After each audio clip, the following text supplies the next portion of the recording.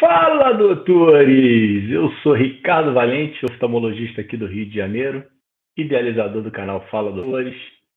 Canal esse que grande parte de vocês já está conhecendo, venho tentando trazer as celebridades do mundo da medicina para brilhantar um pouquinho e mostrar aí os seus caminhos e principalmente as suas cabeçadas para que a gente consiga replicar e modelar, né, encontrar aí uma linha de caminhos aí de profissionais de sucesso dentro da medicina e fazer com que outros colegas médicos e até jovens aspirantes aí à medicina consigam encontrar o seu caminho de uma forma aí diferenciada.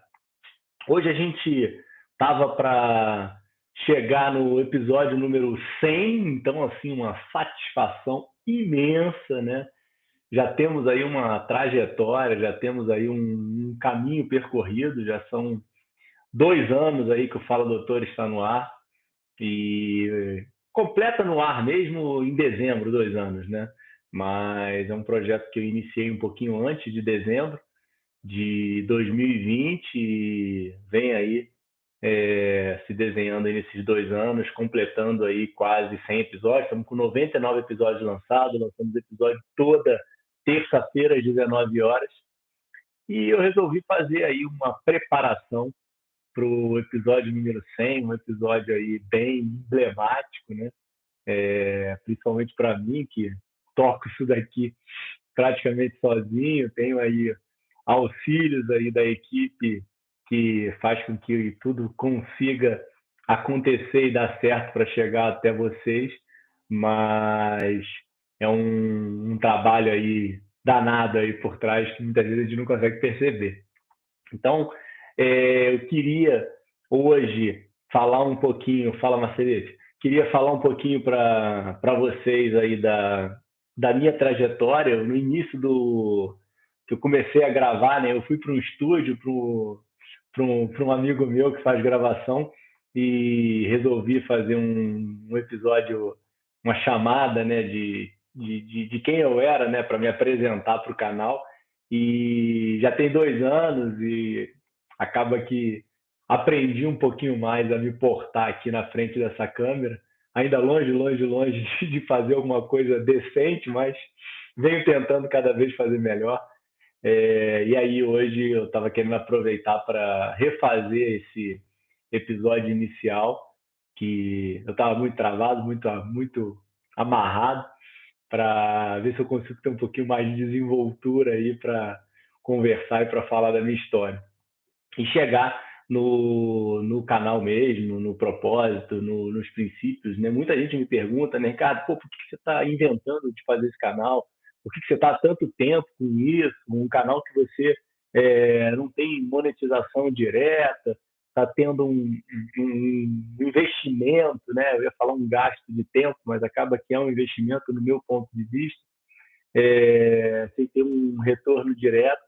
É mais ou menos esse apanhado aí que eu estava querendo aí trazer para vocês e deixar aí um episódio gravado mais atualizado. Se Deus quiser, conseguir ter um pouquinho mais de desenvoltura para conversar com vocês. Mas vamos lá, vamos pelo início, tá? Então, vou tentar trazer aí o modelo aí que a gente vem conversando dentro dos episódios e falar para vocês, tá? Eu nasci no Rio de Janeiro, na Tijuca, né, um bairro de classe média aqui no Rio de Janeiro, e sou filho de um engenheiro e de uma médica. Tenho uma irmã mais nova que eu, então nós temos uma diferença de mais ou menos 4 anos.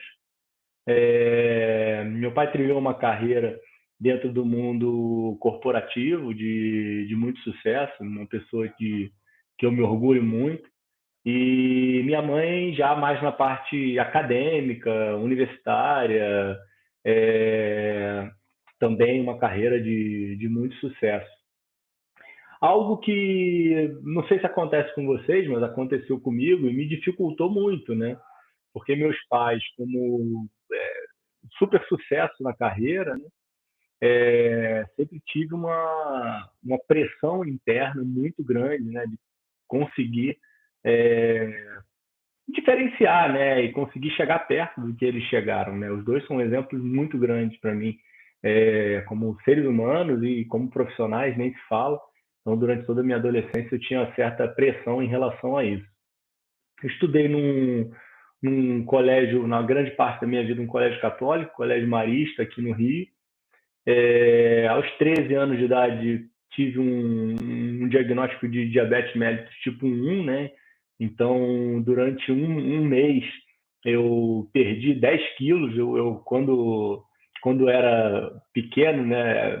Minha mãe brinca comigo que quando a minha irmã nasceu, que tinha 4 anos, eu fiquei meio enciumado e comecei a engordar pra caramba. Então, na minha infância, início de adolescência, eu era muito gordinho. E aí, com 13 anos de idade, eu fiquei diabético, perdi 10 quilos, né? E foi um desespero danado para toda a minha família, né? É, tem um ponto aqui, né? Porque a minha mãe é endócrina, né? E acaba que acho que ela teve uma certa negação, né? Que demorou a fazer um diagnóstico da minha diabetes, né? E como estava perdendo muito peso, ficava todo mundo cochichando pelos cantos, né? Pô, o cara tá doente, o que está acontecendo com ele? Ninguém sabia, né? Eu, com 13 anos de idade, virgem, sem relações sexuais, eu achava que estava com um HIV, né? Então, eu sou de 79, então estava numa época é, de bastante casos de AIDS, de HIV, né? E aquilo para uma criança, você imagina, né? Olha o que passava pela minha cabeça, né? Completo retardado, mas era o que eu imaginava, né? Mas assim, foi um momento que é muito importante dentro da minha história, dentro da minha vida, que foi o diagnóstico e aprender a viver, né, com uma doença crônica que está aí completando aí quase 30 anos aí que eu tenho a diabetes, né, com o uso de insulina e tudo mais, né? Um momento que hoje é difícil da gente até lembrar, né? Mas não tinha muitos produtos dietéticos, né? As insulinas, os exames, tudo era muito difícil, né? Meus pais traziam muita coisa dos Estados Unidos para eu comprava de fora, né? Para eu utilizar como tratamento e os exames, né? De diagnóstico, de mensuração do açúcar, né? Então, sempre uma dificuldade que trazia. Eu levei bem, né? Brinco também com a história do gordinho, né? Porque eu perdi 10 quilos, emagreci demais, então, dentro da ignorância do momento, eu fiquei feliz por ter perdido peso, não tinha noção, né, do tamanho da questão da diabetes. E a questão da diabetes é algo que eu trago de uma forma muito clara na minha vida, né? Eu não tenho nenhum constrangimento, nenhum problema de falar sobre isso. Com certeza acho que poderia estar tendo um tratamento, um controle glicêmico melhor dentro de toda a ciência e de todos os ensinamentos que eu tenho pela medicina, pela minha mãe, por estudos todos durante a minha vida, mas é algo que eu lido e tento trazer de uma forma muito clara para todo mundo, né? Qualquer lugar que eu vou, vocês vão me ver tomando insulina, vão me ver furando meu dedo, nunca tive constrangimento para fazer isso, né? Algo que alguns pacientes acho que tem um certo problema em relação a isso, né? Como sendo uma doença, de você ter uma inferioridade em relação ao outro. Eu, sinceramente, nunca me liguei para esse problema. Eu nunca repeti de ano, nunca fui um aluno excelente, sempre fui um aluno que precisei estudar mais do que os outros, mas sempre fui um aluno compenetrado nas aulas. Gostava muito de jogar vôlei, sempre fui péssimo jogando futebol, então eu sempre fiz vôlei durante a minha infância, fiz natação inicialmente, mas detestava fazer natação. O vôlei era algo que eu gostava muito de fazer, até que em 94 eu tive umas infelicidades aí numas peneiras de vôlei, tanto no colégio quanto no Tijuca, que era o clube que eu jogava lá na Tijuca. E aí me encantei pelo jiu-jitsu. Em 94 comecei a fazer jiu-jitsu e hoje pratico até hoje. Hoje estou meio fugido do jiu-jitsu, né? Mestre Sandro aí, outro dia estava pedindo para eu voltar, mas estou meio afastado. Mas algo que, pô, até hoje, desde 94, que eu pratico com indas e vindas, né? Com 16 anos de idade, então 3 anos depois do diagnóstico da diabetes, eu tive um diagnóstico de hipertensão intraocular também, que é outro problema que eu trato até hoje, né? Minha família inteira, grande parte inteira, modo de dizer, meus pais, minha irmã tem um diagnóstico suspeito, minha avó perdeu uma visão em decorrência disso, e diversos outros parentes. Então, também outro ponto, né, que hoje, olhando para trás, com certeza eu tinha maturidade, não tinha tanta noção, mas mais uma doença, mais um problema que apareceu na minha vida, e começa cada vez mais a direcionar para a medicina, né? Em relação aos meus pais, meu pai sempre foi um empresário, uma pessoa que sempre trabalhou muito, se dedicou muito para a profissão, e minha mãe acabava que, apesar de fazer tudo e conseguir ter concluído toda a carreira dela e todos os estudos dela, fez mestrado, fez doutorado, foi professora da UERJ, agora está aposentada, mas acabava que a gente tinha mais contato em casa. E uma vez estava ouvindo o episódio, até o último episódio do Mário, né, do Mário Novaes, né, e ele falando que você se modela muito nos seus pais, né, e acho que meu pai, poxa, no final de semana ele sempre foi super presente, mas durante a semana acabava que a gente não conseguia ficar todo o tempo do mundo com a gente, né? Minha mãe acabava que ficava mais, então não sei. Pode ser que eu tenha achado aquilo mais interessante em relação à carreira, em relação ao modelo, de como seguir, né? E aí fui escolher a medicina, né? A gente, no 96, a gente mudou para Brasília, que meu pai tava trabalhando por lá, pela Telebrás, e ficamos 2 anos, então eu fiz meu segundo e meu terceiro ano do segundo grau em Brasília, mas tinha combinado com eles que voltaria para fazer vestibular aqui no Rio, né, que eu queria voltar a morar aqui, então a gente ficou esses 2 anos, eles ainda continuaram mais um ano e meio lá em Brasília. Eu voltei para o Rio, fiquei morando com meus avós e minha madrinha, hoje os três falecidos, infelizmente, mas que me deram um baita de um suporte, um baita de uma ajuda para eu viver aqui. E aí foi o momento de vestibular, né? O primeiro ano que eu voltei de Brasília, eu não passei para o vestibular, não estava preparado, aí fui fazer cursinho, fui fazer PH, fiquei um ano fazendo, melhorei para caramba, estava bem nas provas, mas não passei, levei bomba de novo. E aí aquele de começar a fazer tudo de novo, né? E aí só no terceiro ano que eu fiz mais um ano de PH, que eu consegui a aprovação, né? E passei para a Unirio, para a Universidade Federal do Estado do Rio de Janeiro. A minha meta era passar para o FRJ, mas não conseguia, com um certo nervosismo na hora de fazer a prova, estava focado. A prova não foi tão boa, já a prova da Unirio, que eu estava mais tranquilo. Nesse último ano, arrasei, arrebentei na prova, passei muito bem. E, coincidentemente, foi a faculdade que a minha mãe fez também, medicina. A minha mãe fez nutrição, primeiro na FRJ, e depois ela fez a faculdade de medicina, lá na Unirio.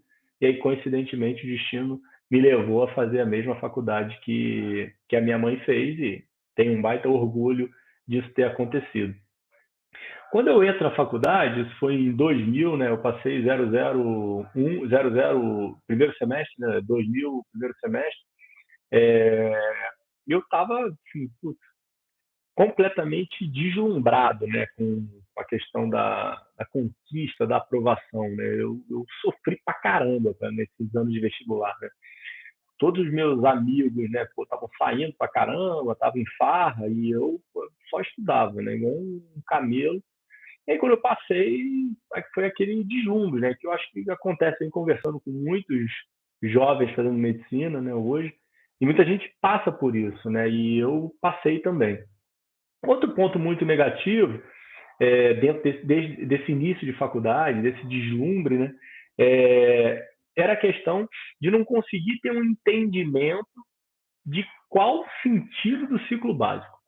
Eu não consegui entender para que fazer bioquímica, para que fazer biofísica, para que fazer histologia, para que fazer as matérias que a conexão era muito ruim. Professores fracos, né? Isso que eu tinha, na verdade, é a minha percepção, tá? Professores tipo um sistema de tipo, o cara tava lá para dar aulinha e para ir embora, né? Nada de diferencial, tudo bem, a culpa é minha, não é passar panos quentes e tirar a responsabilidade de mim.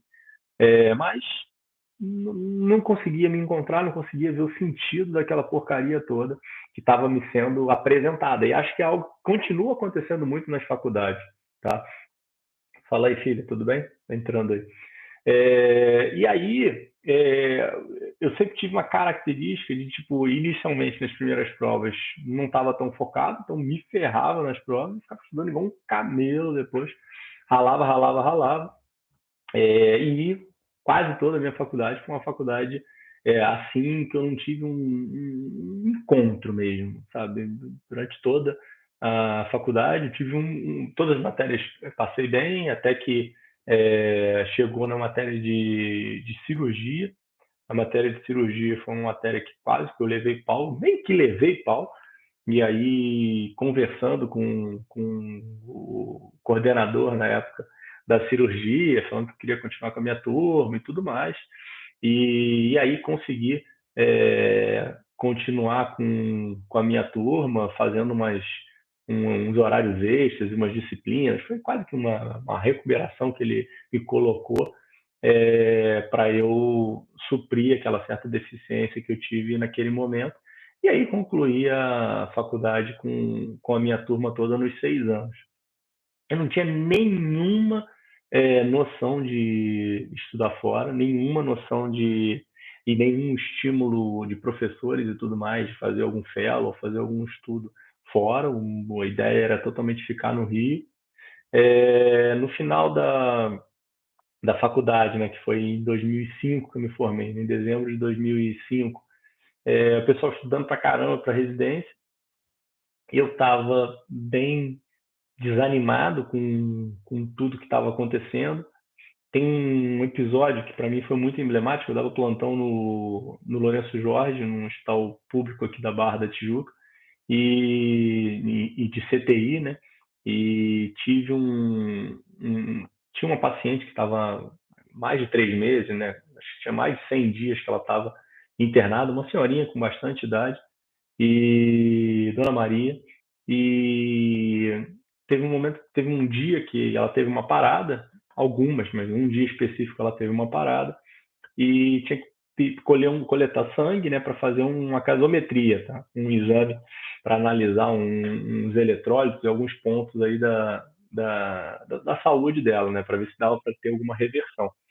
E aí eu colhei, saí correndo, fui no primeiro aparelho de gasometria, o aparelho não estava funcionando. E aí até descobri, até ter a informação, que vocês imaginam que tem uma certa demora. E tinha um outro aparelho de gasometria que ficava perto da emergência, que era mais distante. Então sai Ricardo correndo, igual um louco, para o outro aparelho, e aí o outro aparelho me dá o resultado em pouco tempo. Eu pego o resultado, saio correndo de volta, entrego, e aí Dona Maria, infelizmente, já tinha ido a óbito por um distúrbio hidroeletrolítico, uma alteração que, infelizmente, poderia ter sido contornada com o resultado do exame que estava na minha mão e que eu demorei a trazer de volta pelo aparelho não estar funcionando adequadamente. E aí eu fui para o quarto do estar médico, né, dos médicos, e, poxa, caí aos prantos, comecei a chorar pra caramba por causa desse episódio, né, da perda da paciente, e, e comecei a contestar, né, comecei a me indagar, né, tipo, não era isso que eu queria para minha vida, não fazia nenhum sentido eu estar bem preparado, eu estar ciente poderia ter contornado o caso da paciente, mas em decorrência de um erro absurdo no meu ponto de vista, a gente perde uma vida e continuamos a perder inúmeras vidas hoje no país por causa disso. Entrou um staff que era um orientador que estava lá e falou: cara, poxa, não tem jeito, cara. Pô, não fica assim não, isso faz parte da nossa vida, você tem que aprender a conviver com isso, você tem que aprender a conduzir esses problemas, porque você vai perder um monte de pacientes na sua vida.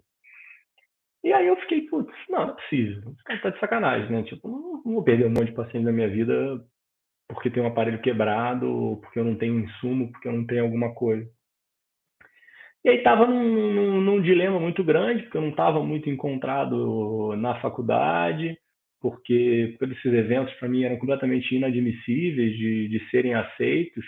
É, e eu comecei a pensar em tipo, putz, o que eu vou fazer na minha vida? Que isso aqui não é o meu lugar, eu não estou me encontrando nesse ponto aqui.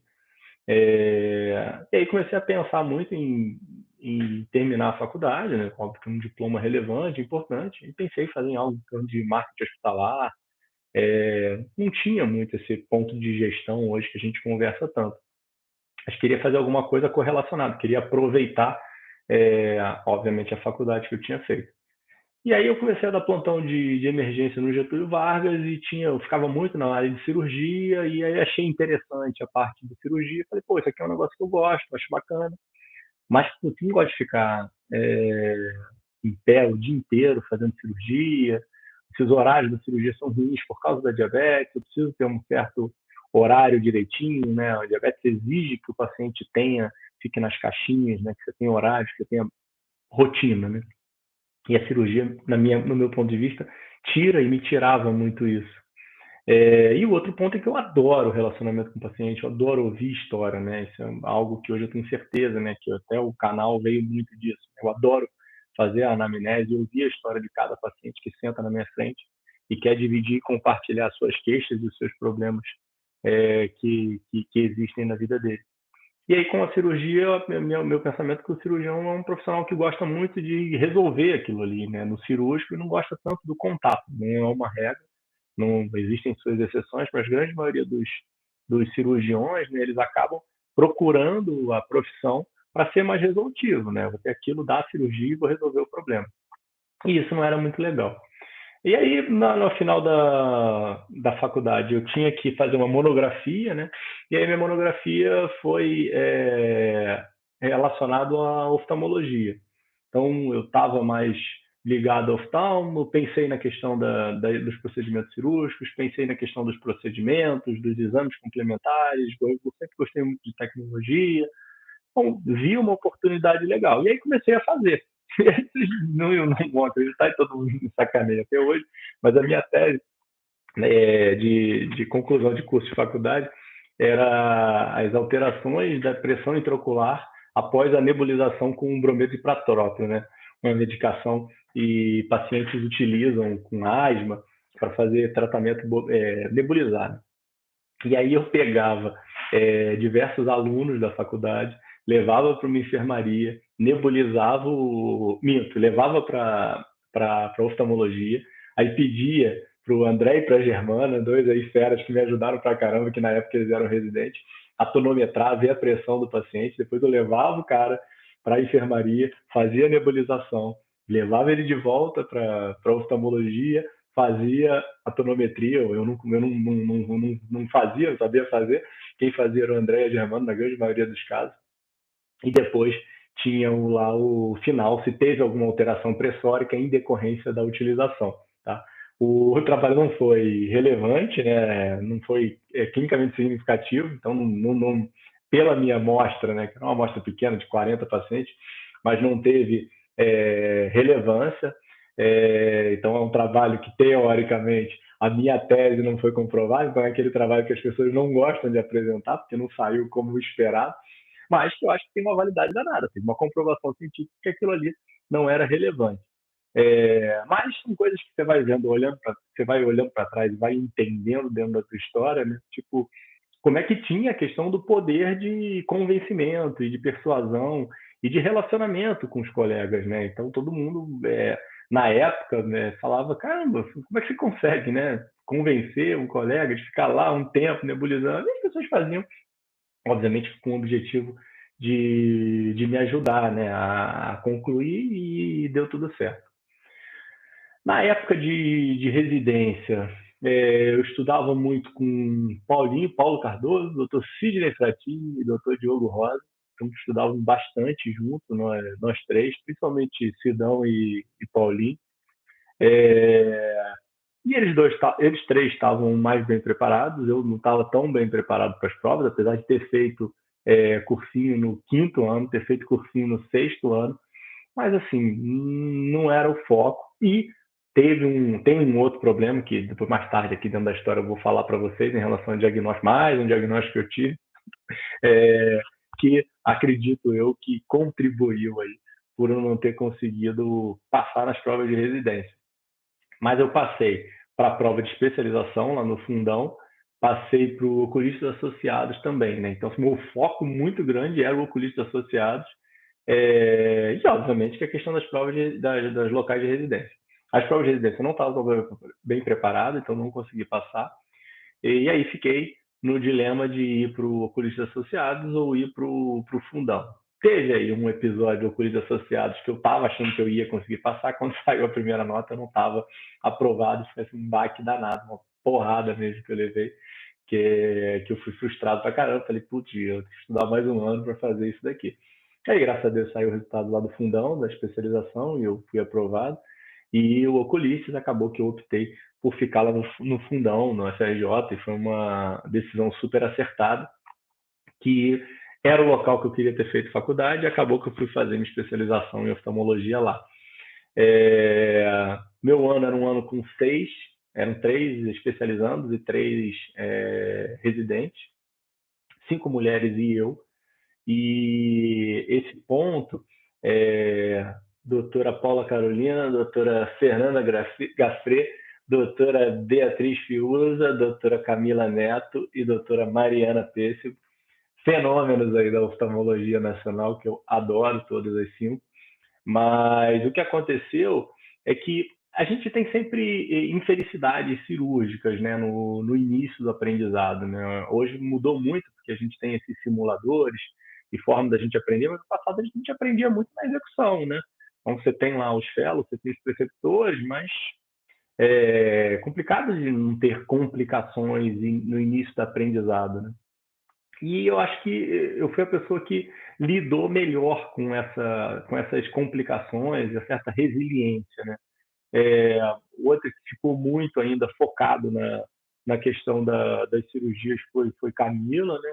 E acabou que as outras participantes não eram tão focadas na questão do volume de catarata, de fazer cirurgia de catarata. Então, isso foi uma oportunidade gigantesca que abriu para mim, eu fico com a mão muito boa, eu operei demais no período de residência. E esse bando de cirurgia que apareceu para mim me colocou numa posição muito legal. Aí chegou final dos 3 anos, né? No meio da minha especialização, eu já comecei a trabalhar em clínica de alguns colegas, né, que me botaram para trabalhar. Trabalhei em algumas óticas aí pelo Rio, fiz Catarina, em Minas, né? Viajava para lá, fiquei lá 1, 2 semanas fazendo atendimento que pagava-se uma grana legal na época, né? É, Fiz isso como experiência e no final o meu projeto eu queria fazer Sorocaba, né? Eu queria fazer banco de olhos Sorocaba para fazer transplante. A minha ideia quando eu terminei era tentar reestruturar o banco de olhos aqui no Rio de Janeiro, algo que o Dr. Gustavo Bonfadini conseguiu aí fazer com maestria, né? Obviamente que precisamos ainda ter melhoras, que é um problema bem político, né, que a gente tem no Rio, mas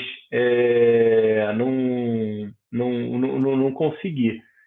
No final da minha especialização, eu começo a namorar, né? Conheço minha digníssima esposa em 2000, final de 2006, né? Início de 2007, e a gente planeja e combina de casar em 2009, né? Que olhando como estrutura de carreira, né?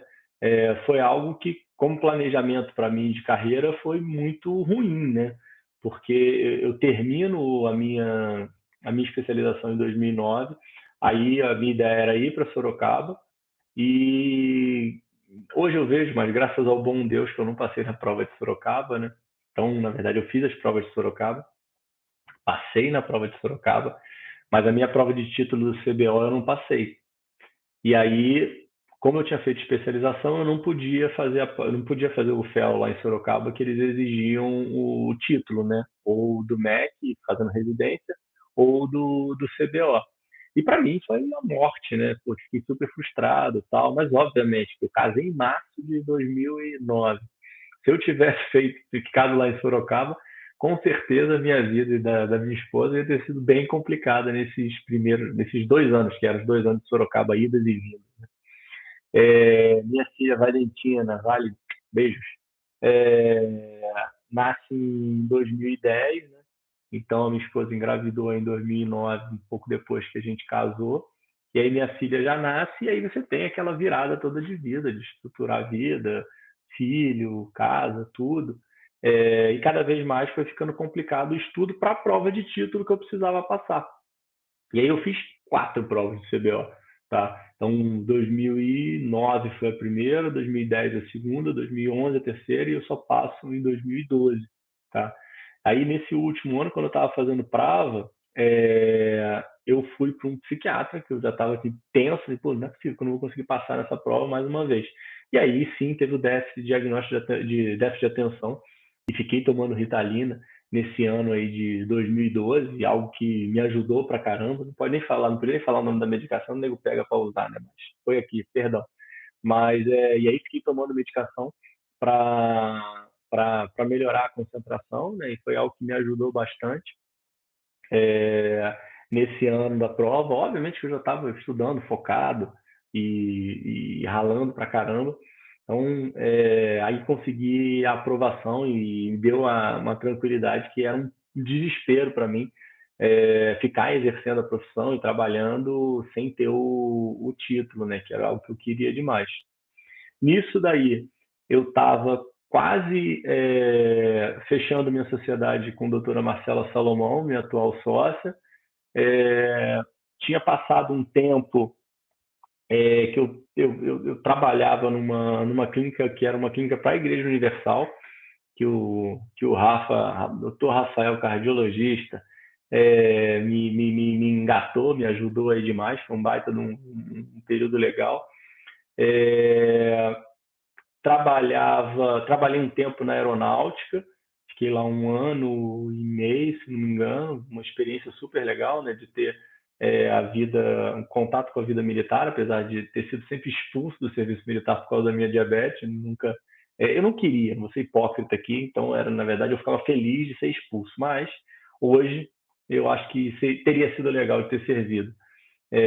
Mas fiquei esse tempo na aeronáutica e participei de um projeto que eu gostei muito de fazer, né, que era o Saúde Móvel, um projeto da Prefeitura do Rio, em que a gente fazia atendimento sábados e domingos, a grande maioria das vezes, em todas as comunidades do Rio de Janeiro, né, na época do lançamento das unidades de polícia pacificadora, das UPPs. E foi muito bacana, né? Fazia quase 100 atendimentos por dia e foi muito, muito legal. Pera aí, rapaz, eu tô aqui na live aqui, ó, ao vivo. Henricão chegou aqui. Fala, cara. Tá no meio da minha live, hein, cara. Poxa vida. Embaixo aí, se eu não ficar te olhando. E aí, me perdi agora completamente, mas nas unidades de polícia pacificadora, né? Então, foi muito bacana, que fazia muitos atendimentos, e, assim, conheci todas as comunidades do Rio de Janeiro, né? E com suas peculiaridades e com vários casos aí legais e negativos também para contar, né? Que qualidade, infelizmente, que a nossa população no Rio de Janeiro é obrigada a conviver e a viver.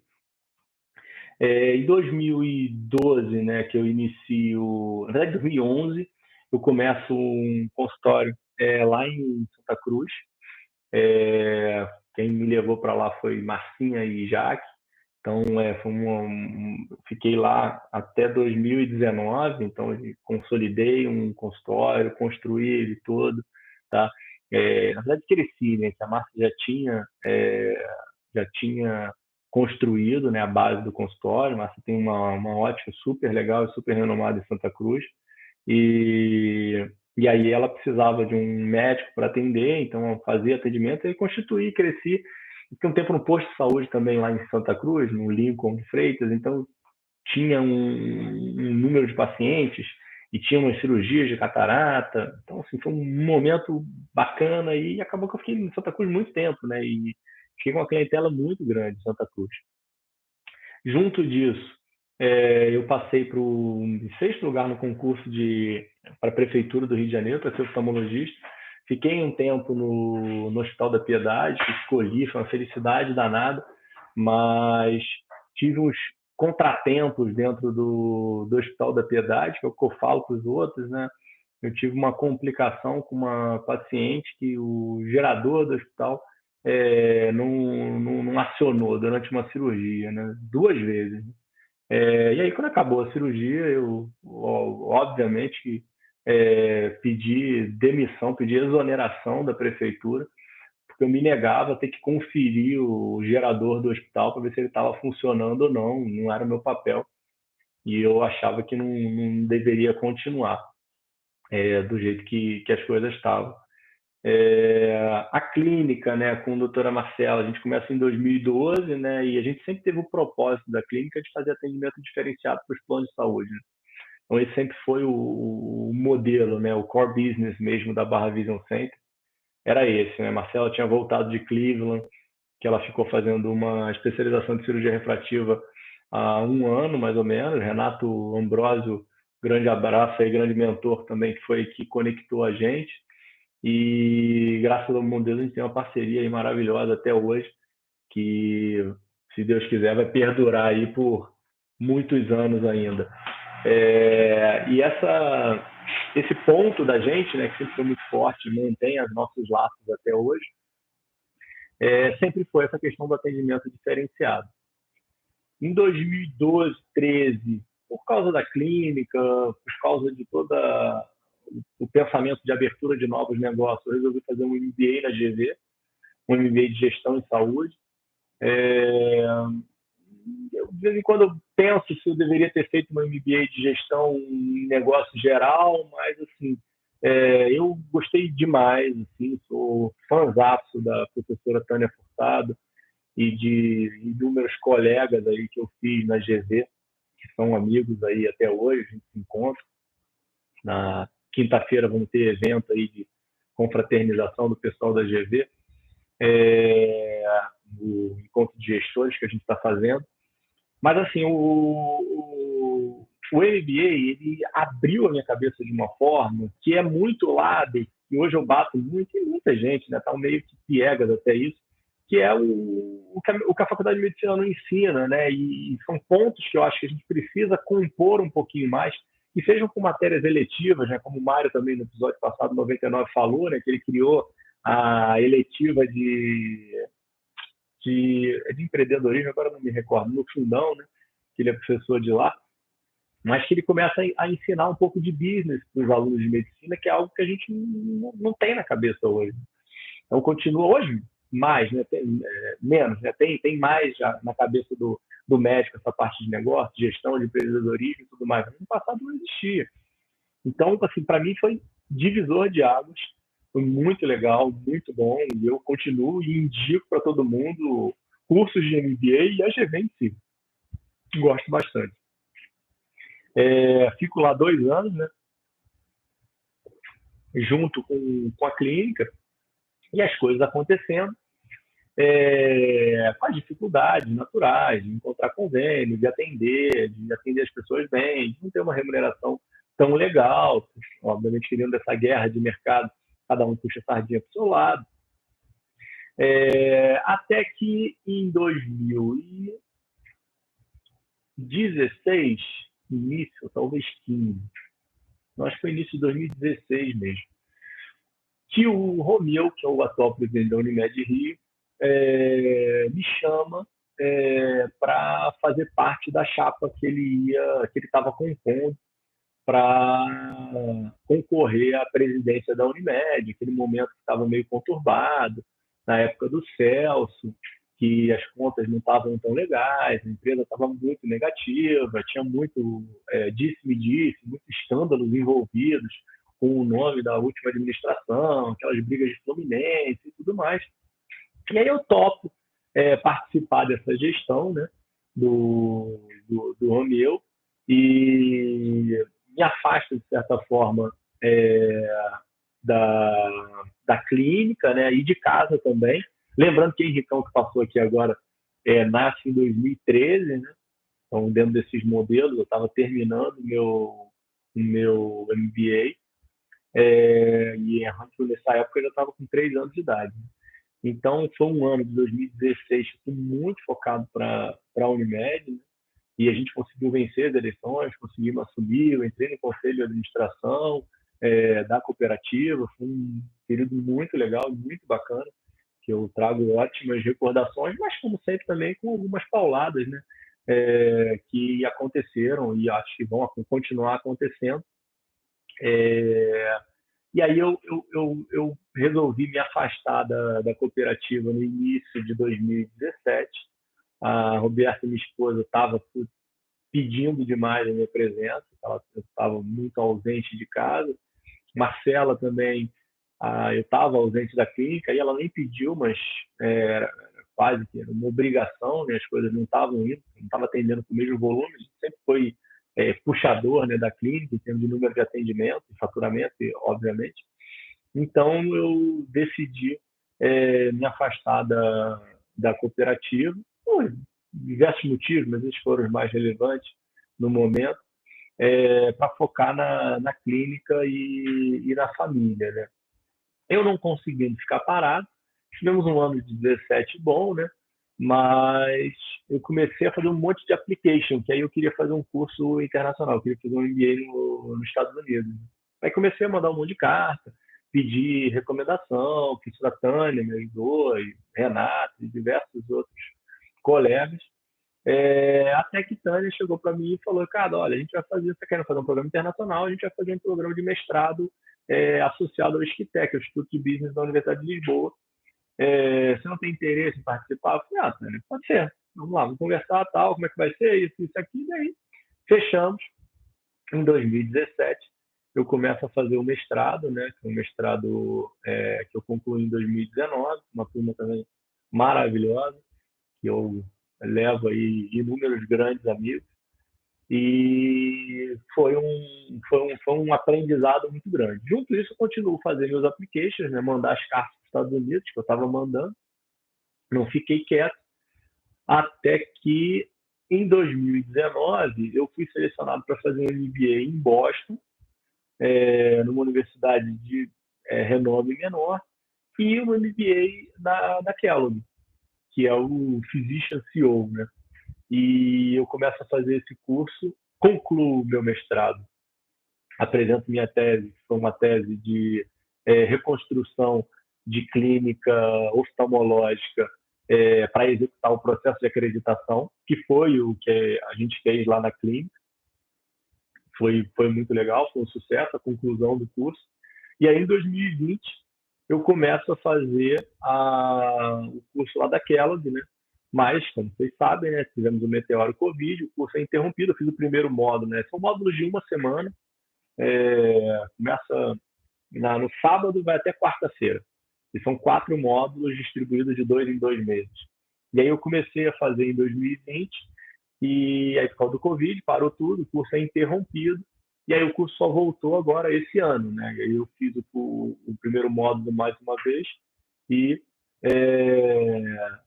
o segundo, terceiro e quarto módulo que foi concluído no final desse ano, não, né? Mês passado que eu terminei ele. A clínica, né, vai chegando aí agora no canal, né? Porque no ano de 2020 a clínica parou, né? A gente tinha uma clínica de procedimentos eletivos, de cirurgias eletivas, né? Então a gente não trabalha praticamente com urgência. E aí o resultado financeiro da clínica foi um resultado muito negativo, né? Como grande parte da medicina, grande parte do país e do mundo, né? Aí não vamos entrar em questão política de decisões do que era certo, o que era errado, sei que ninguém sabia, e me contaram que o diabético ia morrer, né? Então eu fiquei preocupado, sinceramente, fiquei meio que quase que em pânico, e eu fico 3 meses sem trabalhar, né? Então eu fiquei 3 meses em casa aí, eu não sei se é uma decisão certa ou errada, né? Obviamente, por um lado eu estou vivo, mas por outro lado as contas ficaram muito difíceis de serem fechadas. E aí chegou no final de 2020, a situação estava muito negativa, muito ruim, e eu comecei a entrar num questionamento de, tipo, será que dá para fazer isso que eu acredito? Será que dá para fazer essa medicina de qualidade? Será que dá para atender os pacientes dessa forma que eu gostaria de ser atendido, que eu gosto de atender, que eu gosto de trabalhar com tempo, escutando? E aí eu bolei a história do Fala Doutores. Diogo Rosa aí teve muita influência na escolha, porque ele estava fazendo Ideias em Saúde, um podcast aí maravilhoso que eu recomendo a todos vocês aí assistirem. É, e ele falou, pô, Ricardo, eu acho que vai ser uma coisa bacana, você, você gosta de fazer, você gosta de conversar com as pessoas, tal, pô, você não tem. Ah, pode ser, boa ideia, tal. Comecei a bolar, comecei a fazer, fui atrás de logo, fui atrás de canal, fui atrás de marca, fui atrás de estruturar tudo e comecei a gravar os episódios em outubro. Tem 2 anos, comecei a gastar os episódios em outubro de 2020, né? E lancei o primeiro episódio em 2021. O que eu senti muito forte dentro da estruturação do canal e para que eu queria fazer o canal, né, era para ouvir histórias de sucesso mesmo, para tentar encontrar uma história minha. Era um projeto que eu falo com todo mundo, um projeto completamente egoísta e egocêntrico. Não queria ajudar ninguém, não queria fazer nada por ninguém, nada pelos outros. Eu simplesmente queria ouvir histórias falando, poxa vida, não é possível que eu não consiga, fazendo as coisas corretas, fazendo as coisas de uma forma honesta, atendendo os pacientes bem, que isso aqui não pode dar certo. Tem que dar certo, não é possível. E aí o canal se voltou, que era um projeto individual e egocêntrico, se voltou para um projeto completamente de classe, né? Comecei a ouvir um monte de história maravilhosa, um monte de história de um monte de médico de sucesso. E aí o canal voltou um canal de valorização da profissão médica, que é muito o que eu vejo, né? Que aí eu acho que não é uma questão de culpa de mídia, sim, acaba com uma culpa social, né? O que a gente gosta de escutar e o que a gente gosta de consumir, obviamente, a grande maioria das pessoas.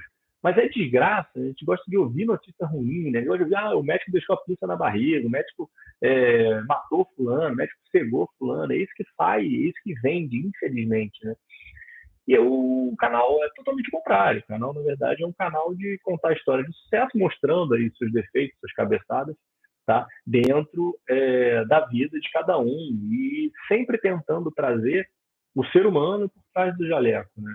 Sempre tentando trazer quem é a pessoa que chega, né? Como é que a pessoa chegou naquele sucesso todo, é, de conseguir o que está atingindo, né? Ou fala, Rafa. Rafa está perguntando aqui de onde surgiu o nome, né? O nome foi muito. Teve algumas variações, né, Rafa? De fala doutor, fala doutores. E aí eu comecei a buscar o que tinha de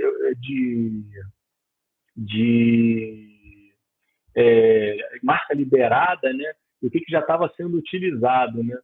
E aí acabou que no final das contas ficou no plural dessa forma, né? E isso é um negócio bacana, né? Porque hoje vira meio que um jargão, né? Então, muitas vezes me encontram em congressos, né? Tem pessoas que não têm muita intimidade, às vezes até que eu não conheço, né? As mídias sociais fazem isso, né? E vem o Ricardo fala doutores, né? Hoje já tem já essa associação, né? E outra coisa muito relevante, né, que aí outro dia eu estava até conversando com uma profissional que está me ajudando na questão de marketing, branding, e tipo entendendo mesmo, né, tipo, qual é o real propósito do Fala Doutores e do canal, né? E assim, uma coisa que eu vejo muito, como eu acredito no modelo de atendimento, no modelo de medicina, é, quase que diferente, né? Assim, eu acho que o bom atendimento e o bom desfecho e o bom resultado que você entrega para o seu paciente, consequentemente, vai gerar uma boa remuneração no final. Acho que a gente não pode trabalhar pensando inicialmente na remuneração para atingir um bom resultado, porque acaba que a gente perde o grande propósito, né? Que o grande propósito é de ajudar o paciente, de ajudar o próximo. E como essas minhas ideias não são divididas e colaboradas por todos os médicos e por grande parte dos médicos, eu sempre tive uma insegurança de expor isso, né? Eu sempre tive uma insegurança de tipo lutar por isso e não ter muitas pessoas junto de mim, né? Então o canal, assim como esses inúmeros cursos que eu fiz durante a minha vida,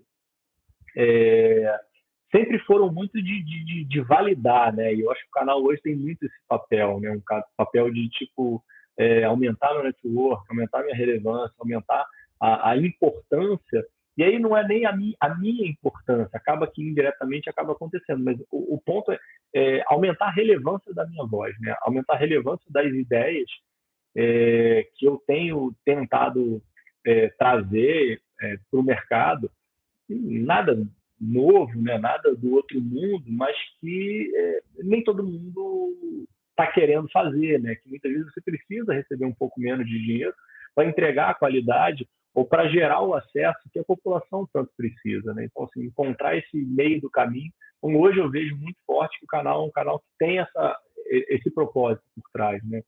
Que é conseguir dar mesmo uma relevância para uma voz aí de um médico que vem tentando comprovar que a humanização do atendimento e o valor dentro dos atendimentos pode ser feito de uma forma digna, de uma forma honesta para toda a cadeia, né? Outro ponto muito relevante que eu acho, né, antes da gente entrar propriamente no canal, né, foi a questão do processo de acreditação que a gente fez na clínica, né?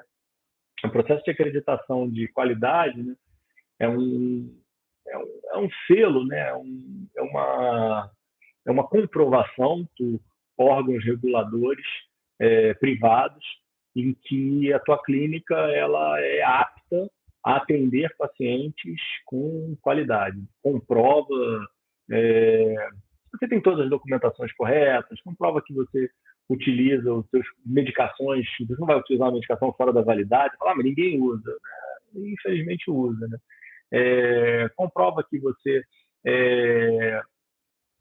segue padrões e normas que são preconizadas dentro da qualidade do atendimento. O foco muito da acreditação é o foco tanto da equipe, né, de você melhorar a qualidade para a equipe, melhorar o ambiente de trabalho e você gerar o melhor atendimento possível para os pacientes.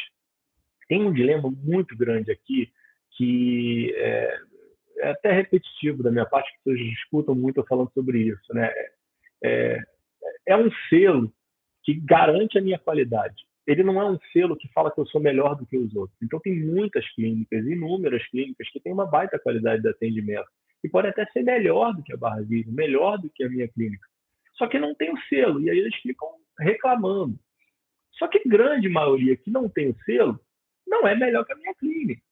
Então, o objetivo do selo não é ser melhor do que ninguém, simplesmente comprovar que eu tenho aquela qualidade. E aí, hoje, isso está sendo uma exigência do mercado e, obviamente, que muitas pessoas vêm falar que foi sorte, né? Então é algo que a gente começou a construir em 2017, a gente fez a acreditação em 2020, né? Se Deus quiser, vamos fazer o upgrade no início do ano que vem, para o nível 2, são 3 níveis de acreditação, a gente está no nível 1, temos o nível 2, depois o nível 3, e hoje a gente é a única instituição do Rio de Janeiro com esse selo de qualidade. Então, assim, é um baita orgulho que tem, um baita diferencial para mim, para a Marcela e para toda a equipe lá da Barra Viva, e coloca a gente num posicionamento completamente diferencial. Tá? Esse selo gerou um custo danado para a gente, uma reestruturação, melhora de processos, mas é o que eu vejo muito que a gente conseguiu passar pela pandemia e sobreviver com uma visão muito melhor da empresa por ter feito todo esse processo. Então, assim, eu adoro, gosto da ideia e acho que diversos colegas e mais pessoas devem procurar essa questão do selo de acreditação de qualidade. Outro ponto aqui que eu esqueci, então eu botei uma colinha aqui para eu saber que eu esqueci de algumas coisas, mas no início de 2021 estava naquela onda do Clubhouse, né?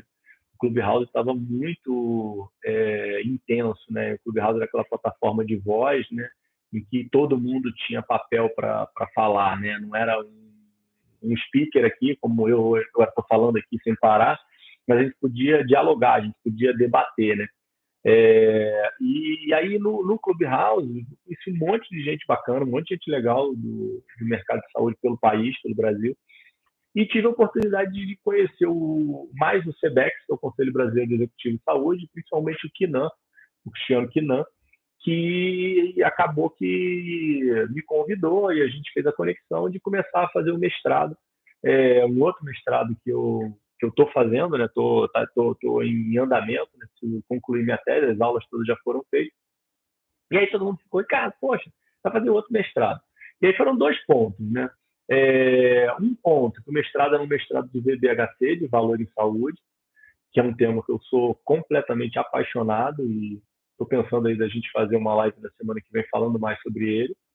E o outro ponto era a questão de network e relacionamento, né? Então, a gente teve aula com os principais nomes da saúde no país, né? E eu pensei, poxa vida, pode ser uma baita de uma oportunidade de eu conseguir novos e ilustres convidados para o Fala Doutores, para o canal, né? E foi exatamente assim que eu foquei, né? Então, é, cada aula que a gente tinha os convidados que eu tinha que tinha que chamar para o programa, né? Minha turma brinca comigo até hoje, e todo mundo já meio que mandava no WhatsApp, a gente me ajuda a perguntar, tinha um constrangimento de ficar pedindo, né, na frente da turma toda, aí sempre tinha um auxílio de um e de outro, que me ajudaram pra caramba também, e foi um barato. Esse mestrado ainda está em andamento, eu não concluí ainda, mas foi muito bacana e tem sido também uma turma maravilhosa aí, que eu tive oportunidade de fazer mais relacionamento e mais conhecimentos, né? É, a clínica de Santa Cruz, né? A clínica de Santa Cruz, eu vendi ela para a Jaque, né? Em 2019. Então saí de lá. Hoje eu vou para Santa Cruz uma vez só por mês. Tem muito volume de paciente, então eu vou lá uma vez por mês ainda. E todos os outros dias eu estou na Barra Viva. Estou atendendo na Barra Viva, só os horários que eu tem dois turnos que eu não atendo na Barra Vision hoje, são dois turnos que tem outros médicos atendendo, a gente não tem espaço eu não tenho espaço para atender lá, mas são dias normalmente que eu opero, tá?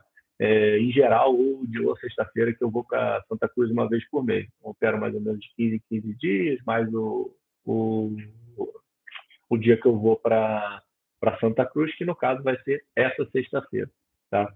É, assim, essa é mais ou menos aí a minha história, né, dentro de todo esse cenário, né, e de como apareceu a ideia aí do canal. O canal hoje, chegando aí, a gente vai chegar ao final do ano, não sei se com 110 ou 102 episódios, vamos ver como é que vai ser aí esse andar, mas já tem aí todas as entrevistas programadas, né? Tem 108 entrevistas gravadas, né? Estamos aí para lançar esse episódio emblemático aí, 100. Eu estou muito animado, ficou muito bacana. E vem aí projetos paralelos, né, ao canal, né? A gente está estruturando o Fala Doutores na Estrada, né? Que é um projeto que eu venho começando a fazer visitas aí em clínicas oftalmológicas pelo país. Se Deus quiser, vou conseguir internacionalizar esse projeto. Estamos com os projetos aí de lançamento de marca nova, isso deve ficar aí para o início do ano que vem, e encontrando aí algumas formas novas, se Deus quiser, que a gente consiga continuar independente aqui no canal, conseguindo falar o que eu quero, falar o que eu penso, e trazendo aí alguns patrocinadores para auxiliar. Preciso agradecer imensamente aqui tanto a OptiView quanto ao Corpo Ótico, que são dois aí patrocinadores aí que eu tenho indiretos que me auxiliam aí a manter a estrutura base do canal. Então, são dois apoiadores que tipo nunca me solicitaram uma exposição direta, então acreditam muito no projeto. Então, agradecer a Ericina, agradecer ao Fábio, agradecer ao Hélio, agradecer a Gisele, que são pessoas aí que sempre me auxiliaram, e todo mundo aí que está aí por trás, Marcelícia, a Marcela, minha sócia, Berta, minha esposa, Henrico, Valentina, meus pais, aí, Rafa, Betinha, PP, Manu agora, Isaurete. Isaurete é uma outra mãe aí que eu tenho na minha vida aí, uma pessoa que sempre esteve junto da gente, e me ajudou aí a ser o que eu sou hoje. Então é isso que eu tinha que falar, é isso que eu tinha que apresentar para vocês. Ficou grande pra caramba. Vamos depois fazer uns cortes, fazer umas pílulas. Já tomei um monte de bronca aqui que eu não estava olhando para a câmera para frente. Então, mais uma vez, não vai ficar do jeito que eu queria. Talvez eu faça mais um, mas é por aí. Obrigado, gente. Fique com Deus. Vamos com tudo.